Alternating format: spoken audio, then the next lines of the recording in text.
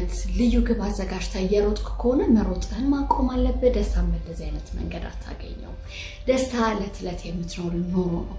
በየቀኑ በምትኖረው ኑሮ ውስጥ ባሉ አነስተኛ ነገሮች ላይ የተመሰረተ ነገር ነው። something magical ደስታ በጣም ከኔ ሩቅ ነው ብለሽ የምታስቢ ከሆነ መቼም ደስተኛ መሆን አትችይም because it's something you can create። ዛሬ እውነተኛ ደስተኛ የሆኑ ሰዎች በህይወታቸው ላይ ያዳበሩትን ሀቢት ነው ወደ እናንተ ለማድረስ የመጣሁት። ሁለታችሁም እውነተኛ ደስተኛ መሆን እንፈልጋለን ብላችሁ ሬዲ ከሆናችሁ ላካፍላችሁ ዝግጁ ነኝ። ሰላም ብያለሁ። ይሄ ማወቅ ደጉ ነው። እኔ ረዴት ነኝ። እስከ መጨረሻው ድረስ አብራችሁኝ ቆዩ። የመጀመሪያው ምስጋና ወይም gratitude ነው። ምስጋና በሃፒነስ ውስጥ የሚጫወተው ትልቅ ሮል ለኔና ለአንተ ሚስጥር ነው ብዬ አላስብም። truly happy people understand this። ሁልጊዜ እውነተኛ ደስተኛ የሆኑ ሰዎች በህይወታቸው ውስጥ ያለውን blessing ይቆጥራሉ። ምስጋና ማለት is more than just saying thank you። በሚመቸን መንገድ አለፍን በማይመቸን መንገድ አለፍን ማመስገን ማለት ነው። በህይወታችን ውስጥ ያለውን blessing acknowledge መስጠት ማለት ነው። it's about focusing on what we have rather than what we lack። ያንን ስልህ ግን በህይወት ውስጥ ያለፈ ያለው ኔጌቲቭ አስፔክት ኢግኖር አድርገው እያልኩ አይደለም። ያ ሊሆን አይችልም። ግን ሃፒ የሆኑ ሰዎች በህይወታቸው ውስጥ ያለው መልካም ነገር እያዩ ያመሰግናሉ። ኔጌቲቭ የሆነው ነገር ላይ ፎከስ የምናደርግ ከሆነ ግን ያለንን ነገር ትተን በቃ እንዳናመሰግን ይጎትተናል እና በህይወት ውስጥ ያለውን ደግሞ መልካም ነገር ይጋርድብሃል። ስለዚህ እውነተኛ ደስተኛ የሆኑ ሰዎች በህይወታቸው ላይ የሚያዳብሩት ነገር ቢኖር ምስጋና ነው። በጽሁፍ ሊሆን ይችላል፣ በልባቸው ሊሆን ይችላል፣ ጮክ ብለው ሊሆን ይችላል። በገባቸው መንገድ ግን ያመሰግናሉ። እንዲህ አይነቱን ልማድ ደግሞ በህይወት ላይ ስታዳብር ተስፋ ሰጪ እይታ ይኖርሃል። የእርካታ ስሜትን ትጠብቃለህ። ስለዚህ በህይወትሽ ላይ ተጨማሪ የሆነ ደስታን እየፈለግሽ ከሆነ ከማመስገን ጀምሪ። የማመስገንን ልማድ አዳብሪ። በጣም ሲምፕል ነገር ሊሆን ይችላል ዛሬ እኔ እናንተ የምናወራው ነገር አይደል? ግን በህይወትሽ ውስጥ የሚያመጣው ተጽዕኖ በጣም ትልቅ ነው። ስለዚህ እናመስግን። ሁለተኛው ማይንድፉልነስ ትኩረትን ማሰባሰብ is another key habit። ደስተኛ የሆኑ ሰዎች በህይወታቸው ላይ ፕራክቲስ የሚያደርጉት በየዕለቱ ማይንድፉልነስ ነው። ማይንድፉልነስ ወይም ትኩረትን ማሰባሰብ ማለት ዛሬ ላይ ፎከስ ማድረግ ማለት ነው። what could have been ወይም ደግሞ what might happen እያልን ነገ በሚሆነው ነገርና ትላንት ባለፈው ነገር እየተወጠረ ማሰብና ዛሬን ኢግኖር ማድረግ እጅግ በጣም ደስታን ከሚቀሙ ነገሮች አንዱ ነው። ለጭንቀትም ያጋልጥሃል። ነገን ራሱ ያውቃል፣ ትላንትም አለፈ።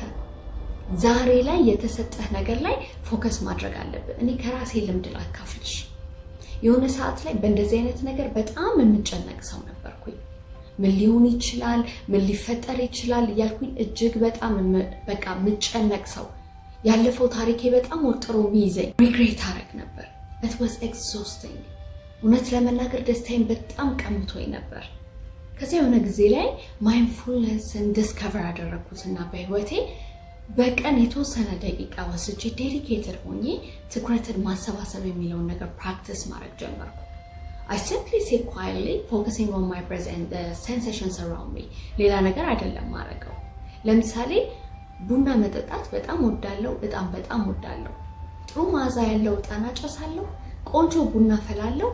የተወሰነ ደቂቃ ቡናዬን እያጣጣምኩ ውስጤን ፎከስ እያደረኩኝ ኢንጆይ አደርጋለሁ። ፋሽን ዲዛይነር ነኝ። ልብስ መንደፍ ወዳለሁ፣ መስፋት ወዳለሁ። አዲስ ልብስ በማይንዴ ከመጣ እሱን ነድፋለሁ፣ እሰፋለሁ። ወይም በቃ ሲምፕሊ ቁጭ ብዬ ውስጤን አዳምጣለሁ። ባጭሩ ዛሬ ላይ ፎከስ አድርጌ እያልኩሽ ነው። ለኔ መጀመሪያ በጣም ከብዶኝ ነበር ይሄንን ነገር መለማመድ። ኦቨር ታይም ግን it became easier።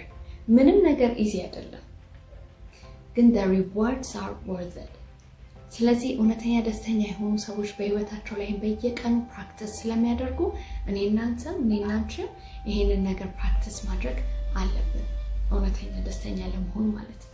ሶስተኛው ሬጉላር ኤክሰርሳይዝ ወይም መደበኛ የአካል ብቃት እንቅስቃሴ ነው። መደበኛ የአካል ብቃት እንቅስቃሴ ለፊዚካል ሄልዛችን ብቻ ሳይሆን ለሜንታል ሄልዛችንም በጣም ጠቃሚ ነው። ይህንን እንቅስቃሴ በምናደርግበት ሰዓት በውስጣችን ውስጥ ኤንዶርፊን የተባለ ሆርሞን ይመነጫል።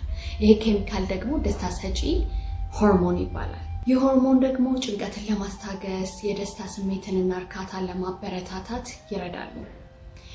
የአካል ብቃት እንቅስቃሴ በቀን ለ20 ደቂቃ ብትሰራ ለ12 ሰዓታት የሚቆይ የስሜት መነቃቃት ባንተ ውስጥ ይፈጠራል። ስለዚህ ደስተኛ ለመሆን ሌላው ማዳበር ያለብሽ ነገር ምንድነው? የአካል ብቃት እንቅስቃሴን በህይወትሽ ላይ ማዳበር አለብሽ ማለት ነው።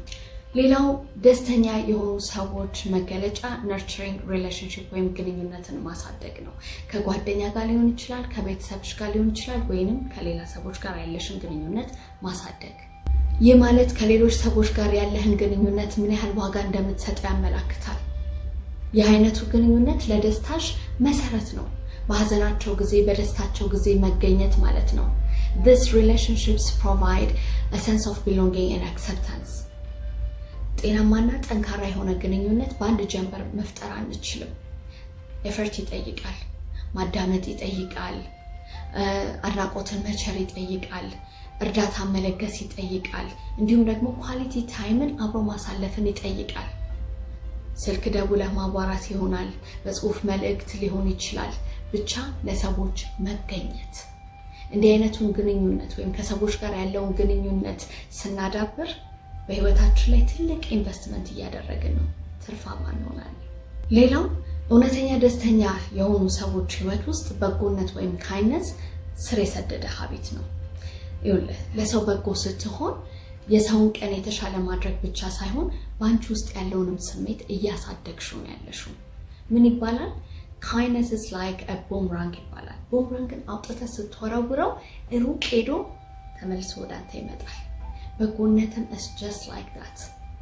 በዘራኸው ልክ ተመልሶ ወደ አንተ ይመጣል። ስለዚህ ውስጥህ ያለውን ደስታ ለማነቃቃት ከፈለክና እውነተኛ ደስተኛ የሆነ ሰው መሆንን ከፈለግሽ be kind። ሌላው ደግሞ self care ነው። ስለ self care ብዙ ጊዜ አወራለሁ። self care ማለት ውጫዊ ነገራችንን መጠበቅ ብቻ ሳይሆን ሜንታላችንን ኢሞሽናችንን መንከባከብ ይኖርብናል። ስለ self care ብዙ ብያለሁ። በቲክቶክ ላይም በዩቲዩብ ቻናሌ ላይም ስለ self care ብዙ ቪዲዮ ሰርቻለሁ፣ ማየት ይቻላል። ግን እውነተኛ ደስተኛ የሆኑ ሰዎች አንዱ ሀቢታቸው ራሳቸውን መንከባከብ ስለሆነ we have to also care ourselves። ሌላው positive self talk ወይንም ደግሞ ከራስ ጋር አዎንታዊ ንግግርን ማሳደግ ማለት ነው። It's about treating yourself with kindness and respect። ሌላውን ሰው ካይን ሆነህ እንደምታናገረው ሪስፔክት አድርገህ እንደምታናገረው ከራስ ጋር መነጋገር ማለት ነው። ፍጹም ላትሆኚ ትችያለሽ፣ ግን የቻልሽውን ያህል እየጣርሽ እንደሆነ ግን ማሰብ መቻል አለብሽ። ልክ ሌላውን ሰው እንደምታበረታችሁ፣ ልክ ለሌላው ሰው የፍቅር ቃላት እንደምትሰጪው ከራስሽም ጋር በፍቅር መነጋገር መቻል አለብሽ። ራስሽንም ኤንካሬጅ ማድረግ መቻል አለብሽ። ልክ እንደዚህ አይነት ነገርን በህይወት ላይ ስታዳብር አመለካከትህ ራሱ አዎንታዊ የሆነ አመለካከት ይሆናል። ጭንቀትን ከላይ ላይ ታራግፋለህ። ደስተኛ የሆነው ማንነትን ታበረታታለህ። ስለዚህ ከራስ ጋር አዎንታዊ የሆነ ንግግርን መለማመድ መቻል አለብህ። የመጨረሻው ደግሞ living authentically ነው፣ በእውነተኝነት መኖር።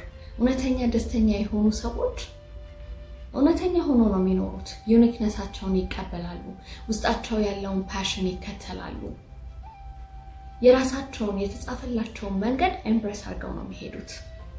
በቃ በማህበረሰቡ ተጽዕኖ በሚደረግባቸው ነገር የራሳቸውን ጎልትተው የሰውን አይከተሉም። በህይወት ላይ ራስህ መወሰን ያለብህን ነገር ሰው አይወስንልህም። ስለዚህ ውስጥ ያለውን ነገር በእውነተኛ ተቀብለህ ስትኖረው ራስህን ራሱ ለአደባባይ ኤክስፖዝ አታደርገው። የራስህን የህይወት ውሳኔ ራስህ ትወስናለህ።